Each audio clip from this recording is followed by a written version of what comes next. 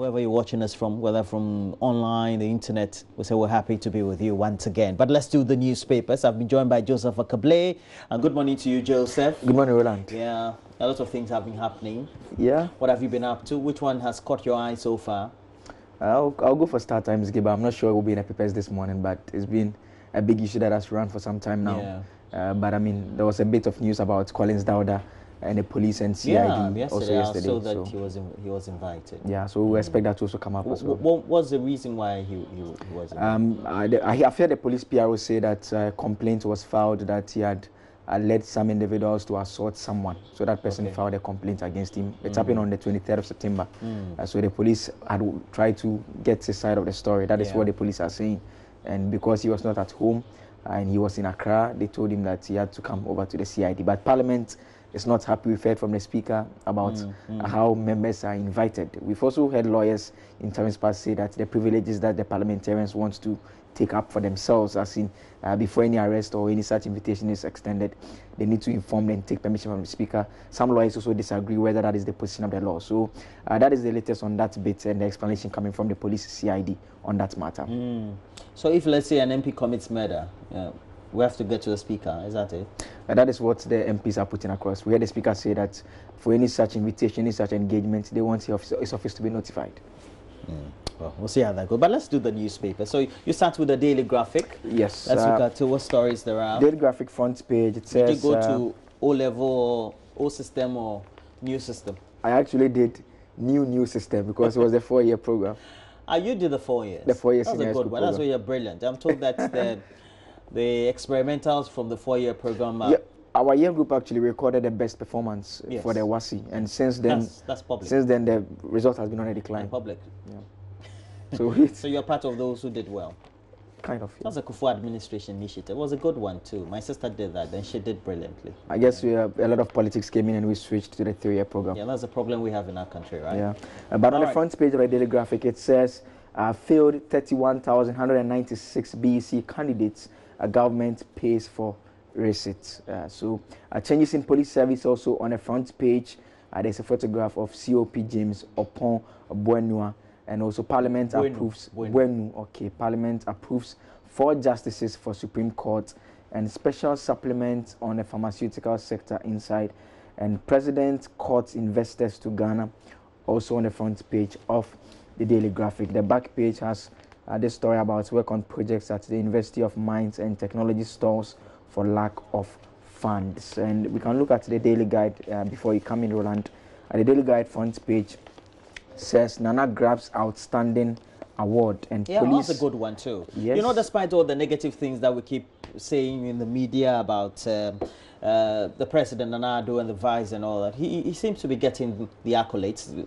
All the international rating agencies, notably the important ones, really. I don't think it's in doubt that our figures are looking good. Yeah. I doubt anyone will question that. But the president has admitted, I mean, just in the US, when he has admitted that we are in difficult times. So they know that the figures are not translating to the lives of people. That is a fact that no one can run away from. I do agree. But still on the front page, it says police grill Collins Dowda over EC chaos, and Parliament approves Supreme Court nominees, and major changes in police. Also on the front page, teacher license exams on hold, also being reported by the Daily Guide. The licensure is on hold. Wow. Yeah. But the exams have been written, haven't they? Yes. So this is the process leading to the award of the license. So it has to be marked before those who have passed will be given their license. So that is the stage where it is at now that has been put on hold. Okay, so let's just read the headlines, and then we'll get into detail some of the stories that you will be interested in. We have the Daily Dispatch newspaper has on the front page, State of Ghana, NDC MP replies to Akufo-Addo. Ghana is in crisis, not difficulty. Focus on 2018 Ghana Garden and Flower Show, and then we have MP and tanker drivers come to compromise on greater safety. I live close to Tema. I live just close to Ashaiman and Tema, so I'm very familiar with how operators in the industry operate. I have a couple of friends who operate some transport firms hauling fuel across the country. TUC advises government on fuel prices. On the back page, we have all the stories in detail there. Let me look at the last one. I have two. The Business and Financial Times has on the front page, use energy levies to ease financial crisis, according to Setekpe, former minister of Energy. He was interviewed yesterday, so he had a lot more to say about ESLA, and we know ESLA is the energy sector levy, and it's an act of parliament as it is. So it's on the back of that. We had a special purpose vehicle to take that. Is it a bond we took for ESLA? Yeah. But on the front page of the BNFT, that's the Business and Financial Times, we have 2017 ESLA lodgement versus utilization. We have the toll debts. We also have the forex laws, power supply, under recoveries, bank charges, and all that. So great information for those who want to be interested in knowing what the line items or the contents are. Observer directors proposed for banks. Observer directors proposed for banks. Finance Ministry structuring $50 billion century bond to stabilize city, grow economy. We'll take a look at that. We'll be discussing that adequately. SMEs should leverage public relations for business growth. That's a PR consultant advising. It's been captured by the Business and Financial Times. And then the Pharmaceutical Manufacturers hold Africa Business Ethics and Integrity Summit. So those are the stories. So we have a couple. Yes, the Finder newspaper, the front page says, Ghana is now toast of investors. President says as U.S. Africa Business Center ANESIM. And Barrett's government over fuel prices is coming from Dr. Amin Adam. IMF bailout slowing the progress of Akufo-Addo's government. And Brent crude breaches $81 a barrel, its highest level since November 2014. The last one will be the Ghanaian Observer that says free SHS has saved parents thousands of cedis. That is coming from the Vice President, Dr. Baumia. Global business community eager to engage with Ghana is coming from the President. And another story from the presidency has that Outstanding Leaders Award that we are told the President picked up in the United States, where he's attending the UN General Assembly, and he'll be addressing the Assembly today, we are told. Okay. Now let's look at the last paper I have here. The Ghanaian Times has a picture of the Minister of Trade, Mr. Alan Chamanting.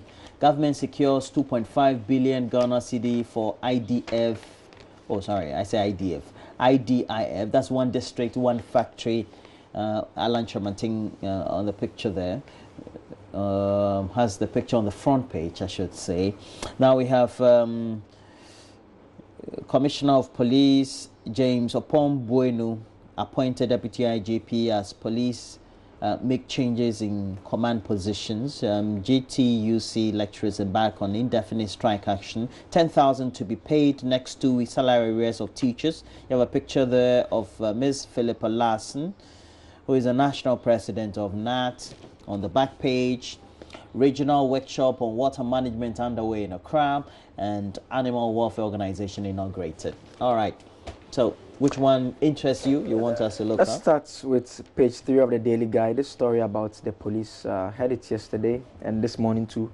The changes, we are told that there's now a deputy IGP. We understand it has been an absent position for some time now, since one Mrs. Mills was made the substantive IGP, and when she used to be the deputy IGP, and since it wasn't replaced, and it has been vacant up until now.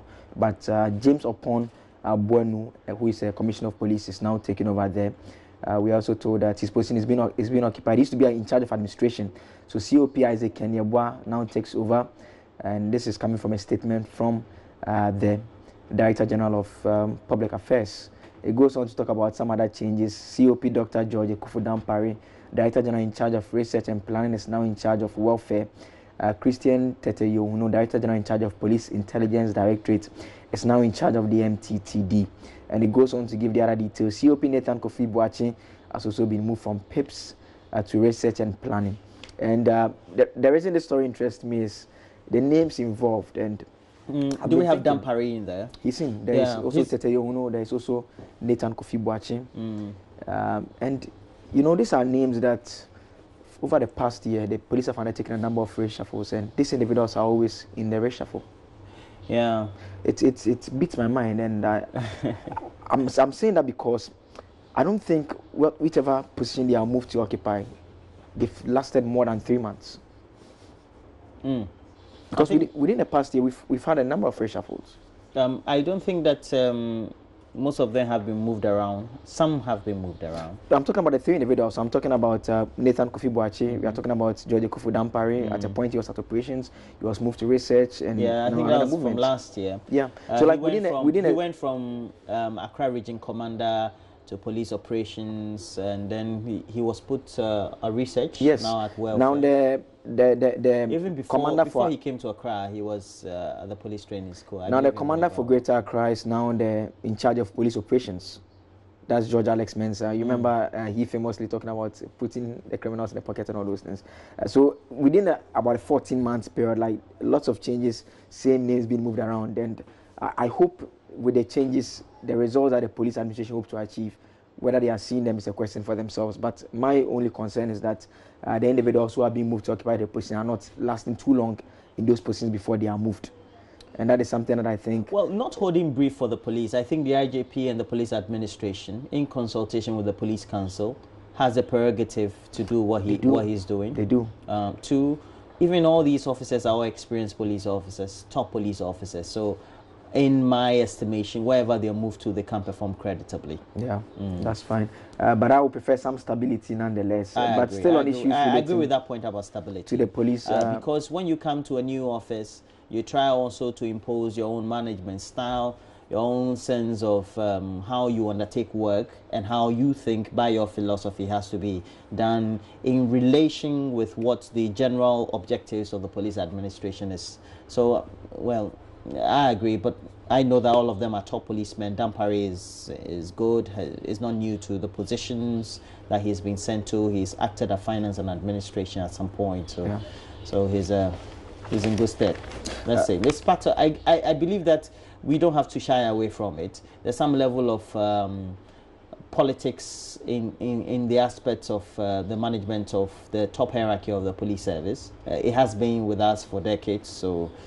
Well, I have always advocated we don't need to have a certain vice president of our republic to be chair of the police council. Okay, and then two, I don't think that the president should be appointing maybe the IGP, and that's what I think. We should have a body that will do the supervision and the appointments, so that perhaps that body will then report to the president in one way or the other. But our constitution is repleted with the strong hands of the executive at every section or sector of our country. So that's where we are. We just have to make it work. Yeah. I agree. But I mean, you know, the opposition National Democratic Congress, they've been complaining about how one of their members have been treated. So the story here is Police Grill Collins Dawda. He is the member of Parliament. He's a member of Parliament too, not only just a member of the opposition, but also a member of Parliament too. He was invited by the police to assist in investigation into violence clashes that occurred on September 21, 2018 in the Buno-Ahafo region. We are told that it has been one of the hotspots for many political violence over the years, and during the limited voter registration exercise, the MP was said to have caused commotion at a center at Kenyasi. So a complaint was made. The police invited him, and Parliament were a bit unhappy about how their colleague, as in the members, about how their colleague was being treated. Then you had top executives from the party and leadership in Parliament all joining him as he was being grilled by the police CID to ensure that nothing goes wrong. So that is our story. Okay, I want to touch on two issues. Government has secured 2.5 billion Ghana cedi for the One District, One Factory initiative. And if you read the story, which is on page 16 of the paper, it gives you an indication of the effort that has been made so far to enable government secure this. It says this was secured from the GCB Bank. We also have ADB and Societe Generale. It says SSB Bank, yeah. Societe Generale. Yeah. I think that the reporter who wrote this is living in the past. Old school. We don't have SSB Bank. We have Societe Generale. SGSSB. Right? Yeah, SGSSB. So he explained the money was meant to support private businesses and companies ready to partner government. But it means that this is seed money will be put somewhere within the accounts of these the portfolios of the bank. If you satisfy the criteria based on you being passed by the secretariat, it means you can then start your whole initiative. So far, well, since the MPP came into office, or the Nanado administration, we're told that the idea is to have the private firms come up with their own initiatives. They try also to just facilitate as a secretariat and get it firmed up in the various districts that they are supposed to be. Now, we need now to be giving the latest update. How many so far have qualified to be called One District, One Factory initiatives? If you have an existing business, because we've seen a couple of businesses that have been termed to be One District, One Factories, but apparently had been existing before this time. And if you already have an existing business, how do you do the integration? Is it the same business and the same business idea, and you put together the same business case to be part of the initiative? And then also, how do you qualify to be part in the first place if you've been in existence? But I think this is good because we have a number of people within communities who look to be unemployed. Now, if this could take place and we'll have all these factories or initiatives being erected, it means that people are going to get jobs. A lot of people, there was one time in the afternoon I passed through the industrial area, North Kanishi, and it was around 3:30, and you know that area have a number of factories there, and the number of people I saw exit the various factories, many people, and I was solely thinking to myself that, I mean, I can imagine if this One District, One Factory comes to being and we have a lot of the factories across, because I couldn't imagine where all those people would be if those factories were not in existence. I am a bit cautious. I mean, you know, there's a lot of pressure on governments to get the factories up and running. I don't hold that position. I want governments to be a bit cautious. They should take their time in setting up those factories and providing support to private individuals. Well, government should have told us that when it comes into office, it's that's their political promise. I mean, they can. No, everyone has a right to keep them to that promise, that pledge they made. My concern is that we've seen what has happened at Commander Sugar Factory. We've seen the Ayensu Starch Factory, among others. Just recently, the Kumasi Shoe Factory came in the news. That was was rebranded. The military took over. We were told that they were going to supply boots for the military, and we've seen all that, what has happened to it. I think it's better to set up just 2 factories that are functional and making profit than to have 200 of them that only one is functional. The last time we had some visitors with a firm that I work with, and they thought that if rather we had industrial enclaves, and I know there are some initiatives to have all those in place, but we had those industrial enclaves, they could represent the various districts, or maybe so that if you have some district that were closer, you could have the various industries. So you don't necessarily need to look at the number of districts you have across the country. So more like reclassification. So for example, if you take Amasaman, you take Insawam, so you can establish an industrial enclave that will also serve the Ekrapim South area, or at the same time serve Gan East or Gan West, or however we want to call designate it, so that you have it in those enclaves. So you have 3 municipal areas or MMDAs which will border them, so that you have them at a one-stop place, so that when people are commuting, the transport is less, etc. And then also, when you know that you're transporting to one venue, this is how you have to take. It also means that when we have to pull resources like electricity and water, we don't have to just spend a lot more resources in trying to extend some of those amenities to those factories or those enclaves. And I thought that was a great initiative. You know, sometimes dialogue is always important for us to get the best out of policies that political parties tend to come with. Of course, they have great intellectuals who help them to put this together, but better dialogue also ensures that we tend to tweak or fine-tune them to that level. And one thing I think government should also be minded of in extending support to the private individuals has to be which states or which position in the market this industry should be sitting. So if you are setting up a fruit processing factory, you should be doing the analysis to see where they'll be supplying to. Are you looking at exports, or you are looking at selling within a local market? Can they compete favorably? So you don't create a situation where you'll be producing products that there's really no demand.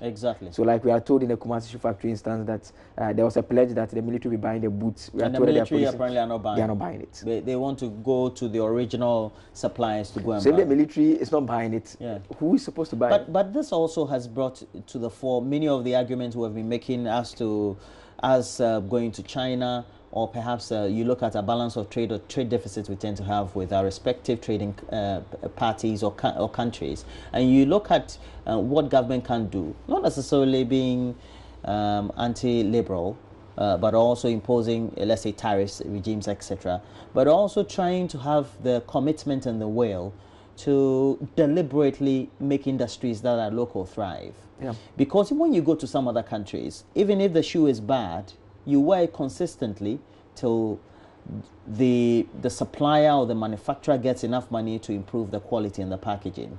And that's what other countries do. So for example, if I know that I want to go and buy a nice Versace or something of the sort from Italy, I have to pay the price for it. The port also would have gotten their money already, because all that will be factored in the price component. Yeah. And then when I want the local one, I can buy it at a cost that is appreciable.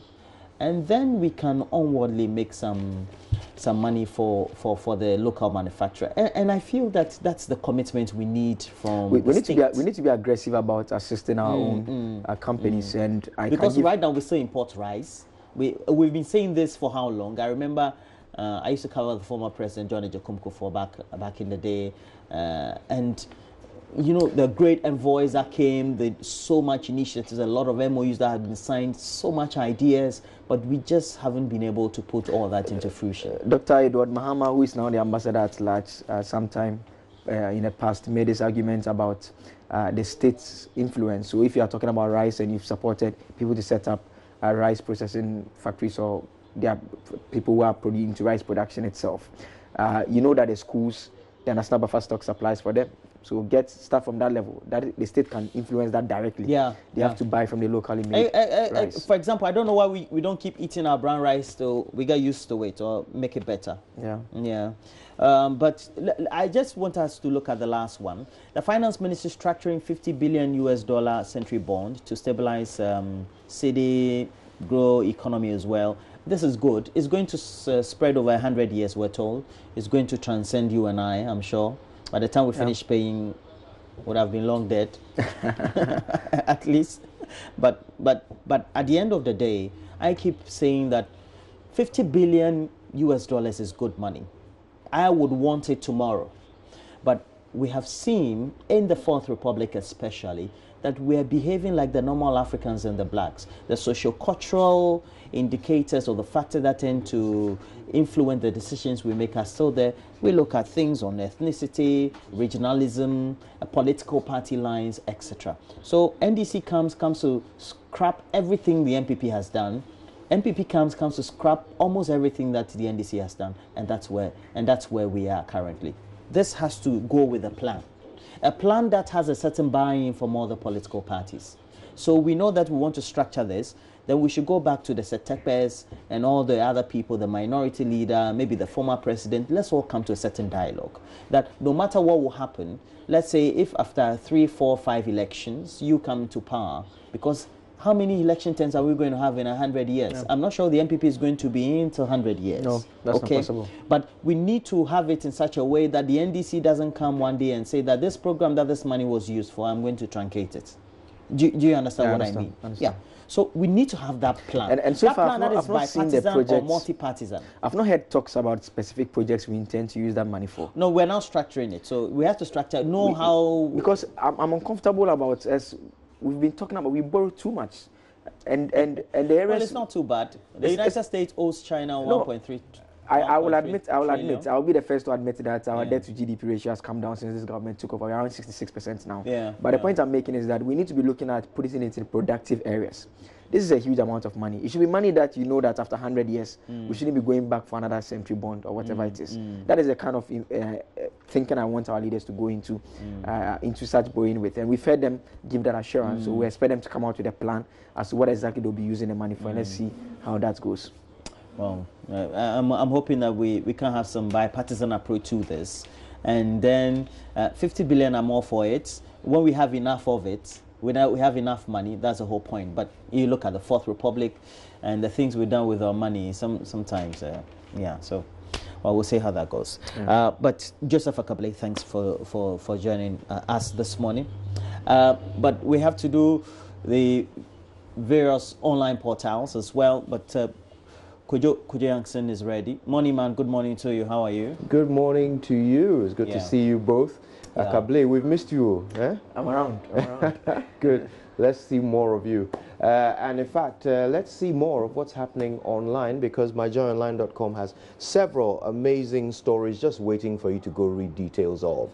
We can start off at SEC, where, of course, men's gold is at the top of everybody's mind. SEC says that they have not stopped men's gold from dividend payments. Men's gold disagrees. They say that they are unable to advance any dividend payments on the gold vault market product due to a temporary suspension on the business by SEC. So that debate is interesting. You know, SEC says, we said stop operating, we didn't say stop paying.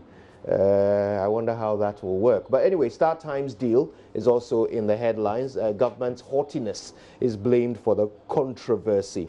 I think that is the gathering of some opinions of the media players. Go and read why they think haughtiness is the cause of all of this. NADMO recalls expired food items presented to WA flood victims. We learned about this yesterday.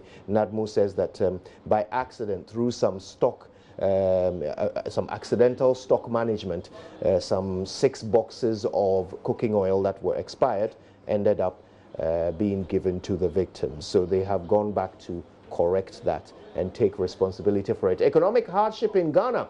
My perspective. I think you should read this. This is a very interesting take, suggesting that it is hysterical comments by a lot of well-meaning Ghanaians, which is really happening. Not that hardship is as bad as we think, even though the president says we are having difficulties. Also, Ghana and US reached diplomatic agreement on deportation of 7,000 people.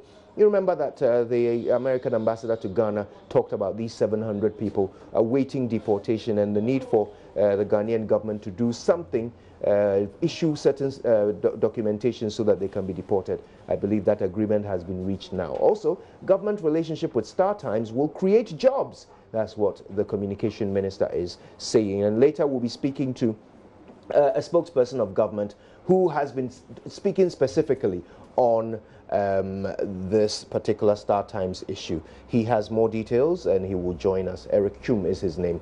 We'll speak to him later. Also, government relationship, we've said that already. We won't take politically expedient but economically unwise decisions. Dr. Baumia there, who, according to this story, mounted a rugged defense for government's management of the volatile city in a fragile economy. So I guess the idea here is that there might be the need for certain measures that might bite, but ultimately will resolve the economic impasse. So let's also see what else we have going on in on City FM's website, citynewsroom.com, and let's see if we can get that up and running. It takes a while. Let's see how long that takes. Sometimes the system is a bit slow, but eventually we can get this going. Oh, there we are. So we have it going. Let's see what we have.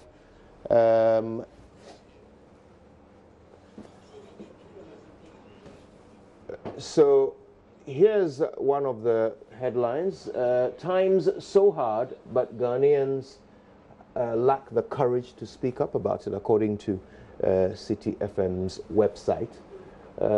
Also, expired food. Right, okay, here we go. So this is an interesting story. Baumia must apologize for expired donation to flood victims. The NDC in the Upper West region have talked about this, and it was our first story in the news as well. But several other stories are here, political stories, including this one, Kojo Nkrumah and other appointees to be vetted in October. But also, we can learn what's happening on BBC, where the US is warning Iran of hell to pay if crossed. Now, this is obviously a continuing impasse between the United States and Iran. As you know, the American president spoke at the UN General Assembly and minced no words in his belief that globalization is really not the way forward for America, and it's more about patriotism, and that extends to his views on the Iran deal. Kenyan wins 2018 Komla Dumo Award. Congratulations to him. And big question being asked, what now for Man United and Mourinho? Carabao Cup reaction and analysis, all of that we might learn a bit more of when sports comes our way. But Roland, that is a roundup of what's happening online. That's a good one there. But we have this message from Nana Ansao before, based in the UK. Says, I agree perfectly with Joseph Akable. Since we've had some bad experience with factories, as he has mentioned, it's prudent for government to do due diligence in setting these new factories up as promised. Says what is important is the intent, and for more indications, more investors and private sector initiatives are coming on board. Soon Ghana will become the industrial hub of Africa. Indeed, and your retrospective, Akable talked about the retrospective addition of some factories to the One District, One Factory program. An interesting development there. It's not clear how that is happening, but I guess the president will be speaking at the UN today. I'm looking forward to that. Yes. Yesterday I enjoyed Donald Trump. Yeah, Donald Trump. He says you enjoyed it? Yeah. He said they will give aid to only their friends. Yeah, I agree. I've always loved the stance of Donald Trump. He's quite an interesting figure, very polarizing. But he's somebody who speaks his mind, speaks the truth. I was telling what someone really the conservatives of America Ghana's friends now is China, and he's fighting China. Well, are we still his friends? I guess it depends time will on what tell. interest we have. But they are setting up a fund, a $60 billion fund in the United States to combat what China is doing in Africa. So let's see who our friends turn out to be. But right now, though, it's time for us to bring you sports from around the world, and Benedict and the team are poised. Let's see what they have for us.